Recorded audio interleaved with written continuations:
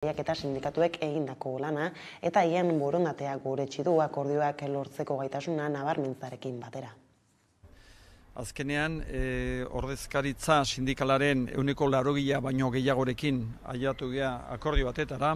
Ildo nagusiak izango lirateke alde batetik ratioen jaitsiera. Baita ere, ingelesarako irakasle berrik sartuko nituzke 3 urteko gelatan. Sortzen ari gara baita ere figura berri bat, izango dela berrikuntzarako profesionala, eta aldi berean baita ere bai orientatzaile zei konsultore gehiago izango ditugu gure ikastetxetan. Baita ere hainbat irakasle, behin-behineko hainbat irakasle, baita ere egonkortuko dira eta horrek esan nahi du gure klaustroetan egonkortasun handiago bat emango dela. Sindikatuek aldiz bi norabidetan ikusten dizkiote abantaiak Steilasek, Labek, Comisiones Obrasek eta UGTek Eusko Jaurlaritzako Hezkuntza Sailarekin atzo izenpetutako akordioari batetik irakasleen lan baldintzak hobetuko dituztelakoan daude eta bestetik ratioak jaistea positiboa iruditzen zaie. Steilasek eta Labek akordioaren urratsak nabarmendu dituzte, baina bakoitzak bere ñabardurak ere baditu. Ordea elak akordioarekin batez egitea erabaki du eta hainbat argudioren bidez arrazoitu du erabakia. Hauxe da nagusia sindikatuak adierazi legez, akordioak helburu nagusi bat du Hezkuntza Sailak 13.000 behin-behineko irakasleren lanpostua kontsolidatzeko asmorik eza, ezkutatza eta fokua gai horretatik desbideratzea. Gainera, gehitu dute harriduraz hartu dutela gainerako sindikatuek zuriketa ariketa horretan parte hartu izana. Alde batetik uste dugu helburu jakin bat daukala momentu honetan sindikatuoi dokumentu horretako edukien sinadura aurkeztu izana, eta uste dugu Eusko Jaurlaritzaren aldetik asmo badagoela ezkutatzeko nolabait, hezkuntza publikoan dauden 15.000 behin-behineko langileren konsolidazioa gauzatzeko asmorik eza, ez? Azken 2 ikasturtetan mahaietan aldarrikatzen egon garen ratio jaitsieratatik urrun dago Eusko Jaurlaritza mahai gainean jarri duena. Eta gainerako baliabidei dagokionez, uste dut Eusko Jaurlaritzak eman duen dokumentuan ez dagoela inolako lanpostu kopururik. Bestelako lerroburuekin jarraiki, gaurtik hasita eta biharko egunean amaituta Euskal Herria Bilduk bere lehen konferentzia municipalista egingo du Iruñan. Euskal Ezker Subiranistako alkate eta zinegotzien lehen bilera da, eta ehunka ordezkari eta tokiko kargu publiko bildu nahi ditu. Gobernantza eredu erregilea, trantsizio energetikoa, gobernantza feministaren eredua eta etxebizitza dira bertan landuko diren zenbait gai. Entzun dezagun, Onintze Oleaga Euskal Herria Bilduko udal politiken arduraduna. Lehenengo eta behin ekoizpena dezentralizatzea, nola egingo dugu hori ezin da errez eta handiekin egin, baizik eta tokian toki adostasunak bilatuz, tokian toki proiektuak egokituz eta tokian toki herritarrekin batera lan eginez egin behar da. Eta horretarako zer hobe udalak baino, udalgintza baino, udalak dira pertsonengandik gertuen dauden instituzioak eta uste dugu guzti hori baliatu egin behar dela. Konfiantza guzti hori eraiki, konfiantza guzti hori erabili, komunitateak beraiek jarri etorkizuna eraikitzera eta horretarako indarra jarri behar dela municipalismoan bertan. Goreneko fiskaltzak ez du nahi Atristainen zigorra berrikusterik Estrasburgoko urtarriko sententziaren ondoren. Xabier Atristainen defentsak berrikuspenen legite bat jarri zuen Espainiako Auzitegi Gorenean 2013an jarritako 17 urteko zigorra bertan behera uzteko eskatzeko. Fiskaltzaren arabera ordearen zigorra ez zen oinarritu soilik torturapean egindako deklarazioan, froga gehiago daudela dio. Fiskaltzaren arabera Atristaini buruzko sententzia ezin zaie beste presoei automatikoki aplikatu. Estrasburgoren arabera prozesu justu eta ekitatezko bat izatea eragotzi zion Espainiak Atristaini. Sententzia hori Espainian betearazteko berrikuspen helegite bat jarri zuen Atristainen defentsak. Espainiako Auzitegi Gorenean hori baita Estrasburgoko sententziak Espainian aplikatzeko modua. Bada fiskalaren ustez ez da beharrezkoa sententzia hori berrikustea. Fiskalak iritzi dio torturapeko deklarazioa ez ezik bestelako froga batzuk ere erabili zituztela Atristain zigortzeko. Giza eskubideen Europako Auzitegiak argi aski azaltzen duenez ordea, konfiantzazko abokatu bat aukeratzen utzi ez izanak zalantzan jarri zuen ondoko zigor prozeduraren ekitatea. Akusatuaren deklarazioa froga gisa hartu baitzuten, dena den fiskalarena iritzi bat baino ez da eta Goreneko epaiek erabaki beharko dute Atristainen sententzia berrikusi ala ez. Bestaldetik itzuleraren atortxu izango da uztailaren azken asteburuan atarrabiak hartuko duena pandemiak behartutako 2 urteko etenaren ostean bueltan da elkartasun jaialdia. Edizio hau aurkezterakoan antolatzaileek nabarmendu zuten pandemiak elkartasun ekimen gehienak utzi zituela bertan bera, baina dispertsioak eta espetxe politikak berak bizirik jarraitzen zutela. Bitartean ekimen horietako bat izan zen Pasaiako badiaren inguruan sortutako gitarra plazara izenekoa.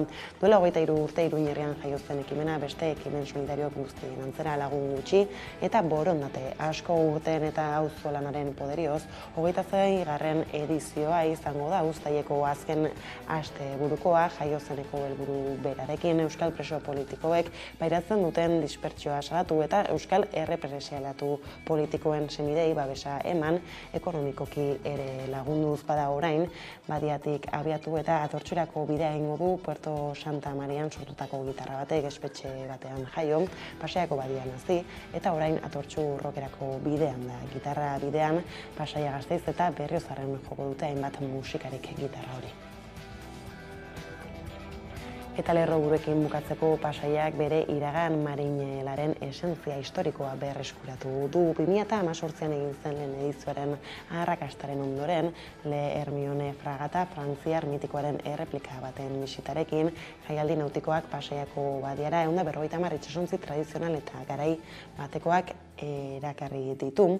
Gipuzkoako Dartxenako kaiak eta atrakatzaileak kolorez eta historiaz busti dituztenak ala datorren igandera arte, Pasaia itsasontziak jatorri eta jarduera nautiko eta kulturaz desberdinetako jendea, ekitaldi gastronomikoak, artizautza erakusketak, tailerrak eta divulgaziozko ekitaldiak jasoko ditu, itsasoari eta bertako jendeari zor zaien zerga gisa. Bada ostiraleko lerroburuak horrela heldu diezaiogun eguneko argazkiari hilabeteetako negoziazioak eman du fruitua esan bezala, akordioa egin zuten atzo Eusko Jaurlaritzako hezkuntza sailak eta irakasle funtzionarioen negoziazioen mahaian dauden sindikatuetako ordezkarien gehiengoak, hau da, Estelaseko, Labeko, Komisiones Obrerasko eta UGTko ordezkariek elak berriz itun sinatzea erabaki zuen.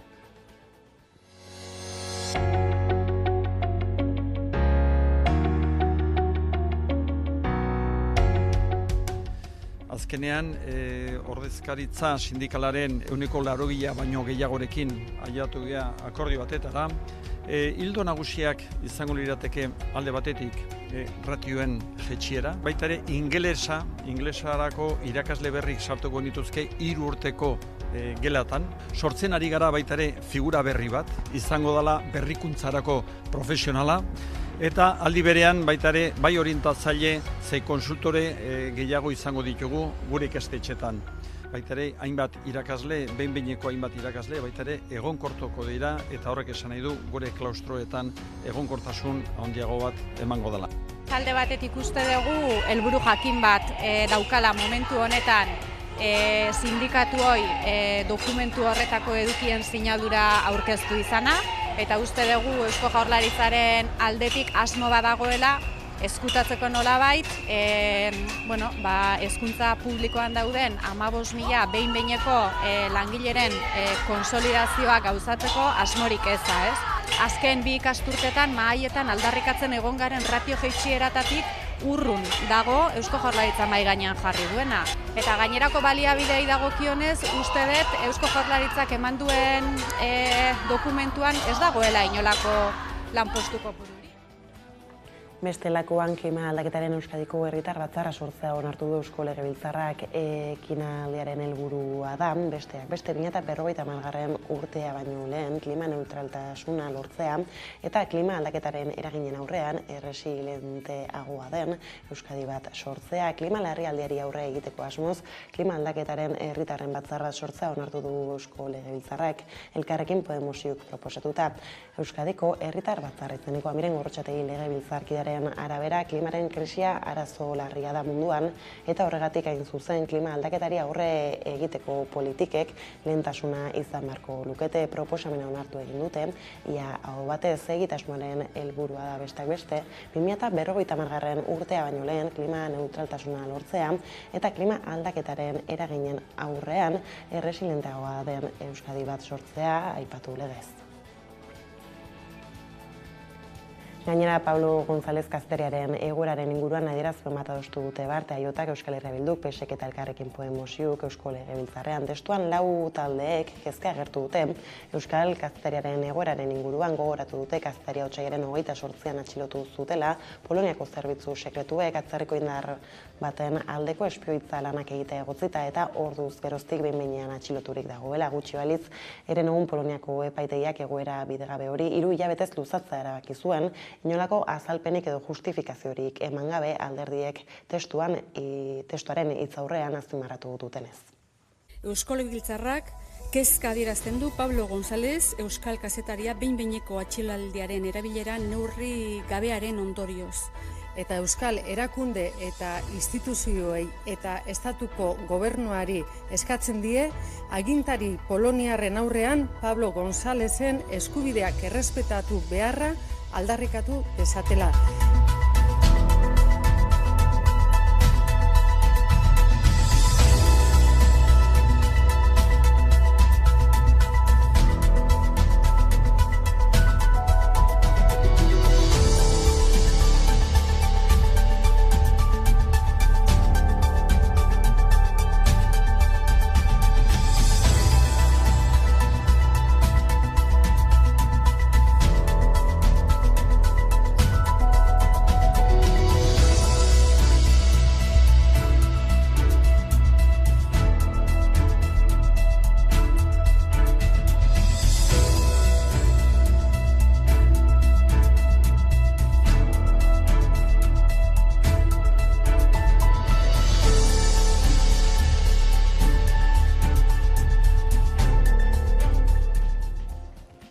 Nafarroan berriz poliziaren eta eskuin muturraren biktimen legeak bidea hasi du parlamentuan. PSnek geroa baik eta alduguk aurkeztu dute proposamena Euskal Herria Bilduren eta ezkerraren babesa jaso du eta Navarrasumak kontra bozkatu du. Poliziaren eta eskuin muturreko taldeen indarkeria pairatu dutenei aitortza eta ordain emateko lege proposamena tramitatzen hasi da Nafarroako parlamentua. 2019ko foru legearen moldaketa da PSnek geroa bai eta aldugu taldeek aurkeztu dutena 3 helburu nagusirekin: funtzionero publikoen edo eskuin muturraren biktimei kalte ordain zehatzak ematea, biktima mota guztiak parekatzea eta segurtasun juridikoa bermatzea. Euskal Herria Bilduk eta ezkerrak proposamena aintzat hartzaren aldeko botoa eman dute eta Navarrasumak berriz kontrakoa aurrerantzean batzordean eztabaidatu beharko dute zirriborroa osoko bilkuran onartu aurretik. Espainiako atzoko bilkurei helduta berriz Citizen Lab ikerketa zentroak bere txostena argitaratu eta hilabete baino gehiago igaro dela eman ditu Espainiako gobernuko presidente Pedro Sánchezek aferaren inguruko lehen azalpenak. Euskal Herria Bilduk, Errezek eta Junts per Kataluniak hala eskatuta. Zenei Espainiako zerbitzu sekretuek aitortutako zelatak defendatu egin ditu Pedro Sánchez presidentak hain zuzen ere eta gainerakoekin zerikusirik ez dutela gehitu. Aldarrizatzak ere gogoratu ditu 1978ko sekretu ofizialen legea eta zeneiren kontrol judiziala arautzeko legea erreformatzeko asmoa adierazi du. Gainerako alderdiek ez diete sinesgarritasun handirik eman proposamenei eta azalpenei. La gran mayoría de los móviles infectados que recoge el informe de Citizen Lab lo han sido por actores desconocidos, completamente ajenos a la administración española. Cualquier persona que haya sido intervenida su comunicación tiene el derecho y toda la solidaridad del Gobierno de España para averiguar la verdad y restablecer sus derechos fundamentales.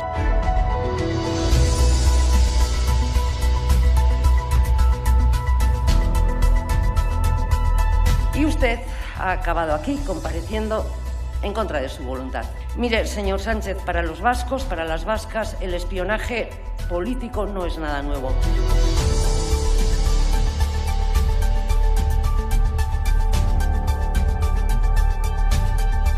Un gobierno democrático debe conocer las decisiones operativas. Lo que no debe hacer es utilizar los servicios secretos para sus propios intereses.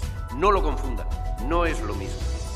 Cabría preguntarse si es legítimo que el gobierno incluya como objetivo en la estrategia de inteligencia a dirigentes políticos democráticos. ¿Es legítimo perseguir a alguien por orientar su acción política en busca de la independencia?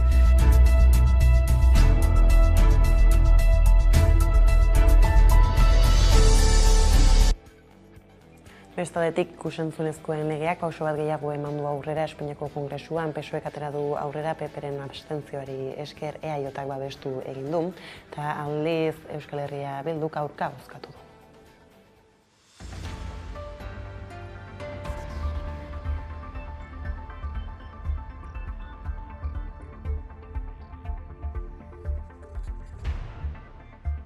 Zuzenketak aurkeztu genituen hemen gauden eragile guztiok. Zuzenketa horiek, egia da alderdiek bere egin dituztela, baina gaur zuzenketa horiek ez dira izango eztabaidagai. Horre guztia zer ekarriko du, gurea eta gurea bezalako hizkuntzen ikusgabetasuna pantailetan. Noiz eta pantailek gero eta garrantzia handiago hartzen dutenean gure bizitzan. Avui hem perdut una oportunitat històrica, l'estat espanyol ha perdut una oportunitat històrica per tal de reconèixer i enfortir la pluralitat lingüística y cultural de l'Estat. No podemos ver audiovisual en nuestra lengua.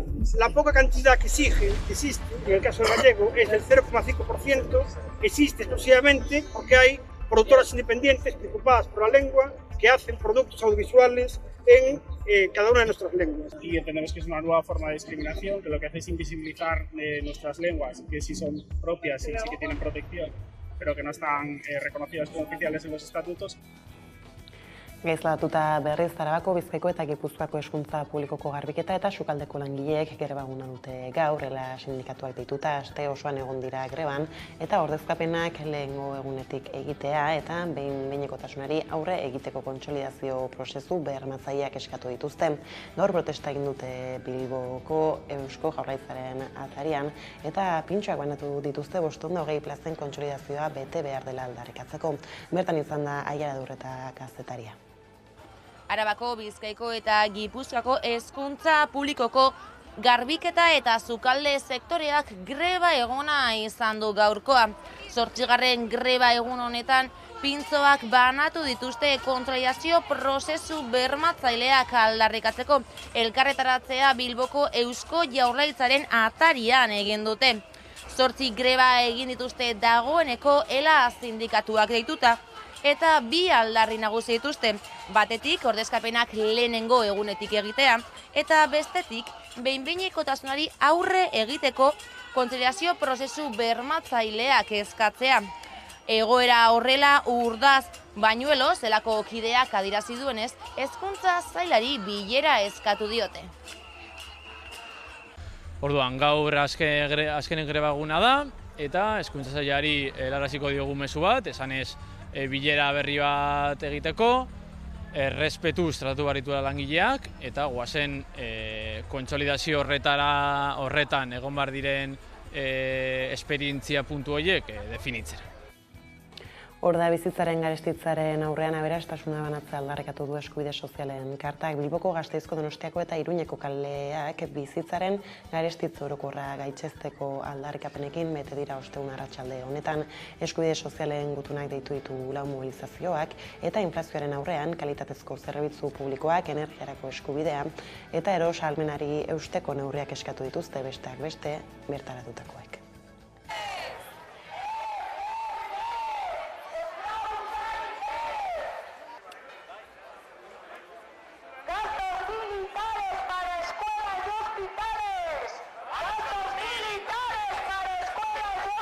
Azken urtean egondako inflazio etengabekoa, koiunturala baino argi daukagu estrukturala dela, sistema honek eragiten duen inflazio basati baten aurrean gaude eta honekin amaitzea dagokigu. Ikusten ari dugu nola jendarteko sektore haunitzek jasotzen ari dituzten soldatak ez direla nahikoak eta pobrezian kokatzen ari direla geroz eta jende gehiago eta horrekin amaitu behar dugu. Badakigu horren atzean bai instituzioak daudela eta baita sistema bera ere eta uste dugu aldaketa sakonak egin behar direla.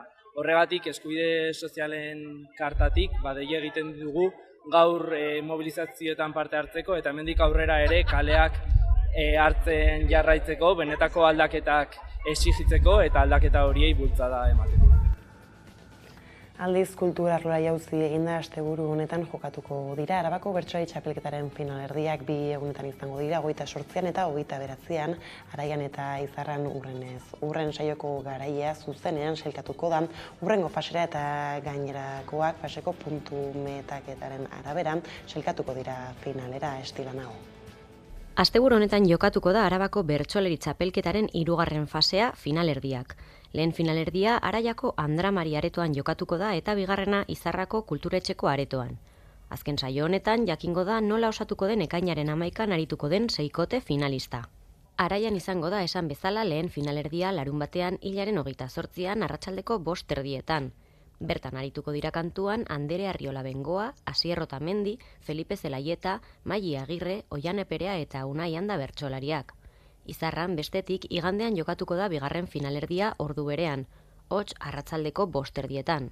Kasu honetan, Iñaki Binaspre, Manes Agirre, Paula Amilburu, Peru Abarrategi, Ricardo González de Durana eta Xabi Igoa bertsolariek hartuko dute parte. Finalerdietan parte hartuko duten 12 bertsolariek behin baino ez dute kantatuko fase honetan. Saioko garailea zuzenean sailkatuko da urrengo fasera eta gainontzekoak faseko puntu metaketaren arabera sailkatuko dira finalera. Saioetarako sarrerak bertsosarrerak.es webgunean daude salgai eta egunean bertan eskuratzeko aukera ere izango da saio hasi eta ordu erdi lehenago aretoko edukiera bete artean. Eta kiroletan bator berriz ere Zegama Aizkorri mendi lasterketa 2 urteotakoa erabateko betena izan ez bada ere, ohiko moldeko mendi lasterketekin gozatzeko astebura du aurretik Zegamak. Gaur hasiko da mendiaren eta korrikalarien festa handia kilometro vertikalaren 8. edizioarekin eta igandean izango du jarraipena izan ere, 21. Zegama Aizkorri mendi maratoia eta 11. Junior Trail proba jokatuko dira.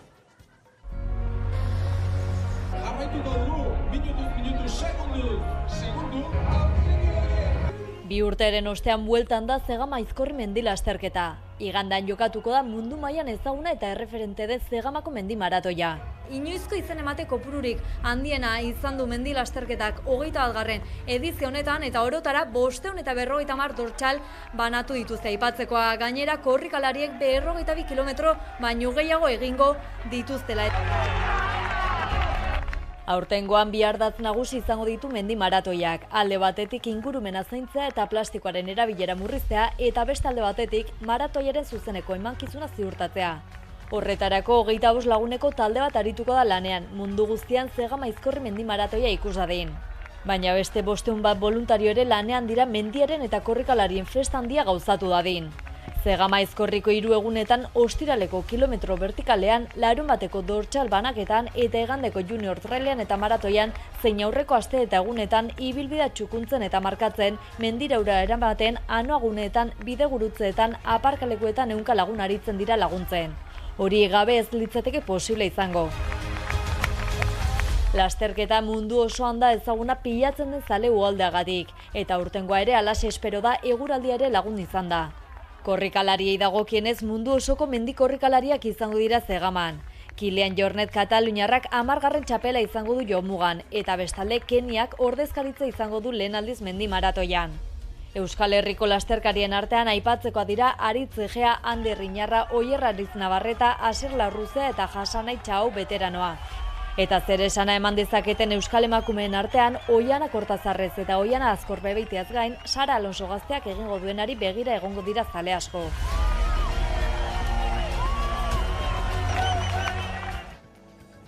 Kilian Jornet mendi lasterkari kataluniarra izango da urten ere, arretagune nagusia aurrez 9etan irabazita 10. garaipena izango du jomugan. Eduard Jornet Kilianen aitarekin egoteko aukera izan du Dane Arbeo lankideak ikustezagun.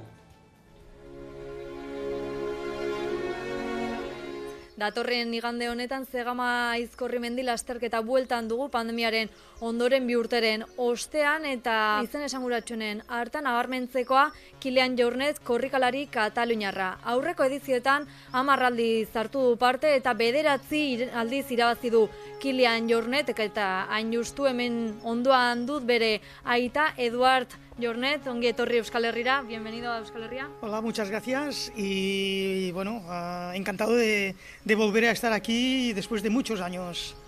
Y se ve preparado para esta edición, ya ha ganado 9 veces, como he contado antes. ¿Se ve preparado para una 10ª vez? A ver, espero que sí. Si viene es porque tiene ganas de correr, de disfrutar. Cegama es un sitio que a él le encanta, siempre lo ha dicho, que es una de sus 2 carreras preferidas. O sea, es Cegama y la otra es en Italia, no recuerdo ahora el nombre, pero él es un apasionado de aquí de Cegama y siempre lo pasa muy bien. Y bueno, estábamos comentando que cada vez está haciendo menos carreras. ¿Cómo es que ha elegido volver a Cegama y hacer Cegama-Aizkorri? Bueno, él de las carreras que hizo en su tiempo de ir casi cada semana a carreras, pues también ha evolucionado de lo que hacía de pequeño, que era montaña, que era pirineísmo, y ahora bueno, está en sus proyectos de montaña, de Himalayas, de sitios de montañas del mundo, ¿no? Y entonces sí que va escogiendo ya, también al ser padre, con las 2 niñas, pues va escogiendo más las carreras que quiere hacer y no viajar tanto.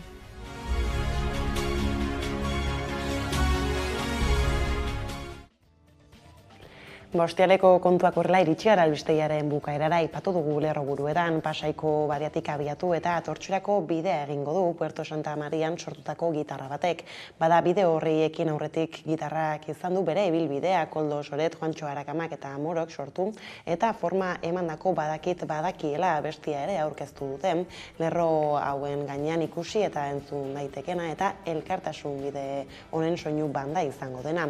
Bideoklip horresekin agurtuko zaituztegu gaur, gustatuko zaizuelakoan, besterik ez aldetik hauek izan dira, eguerdiak guran gaur utzi dituenak, guztiak eta gehiago nahi duzuen aldiro, 11.satarian asteburu ona izan.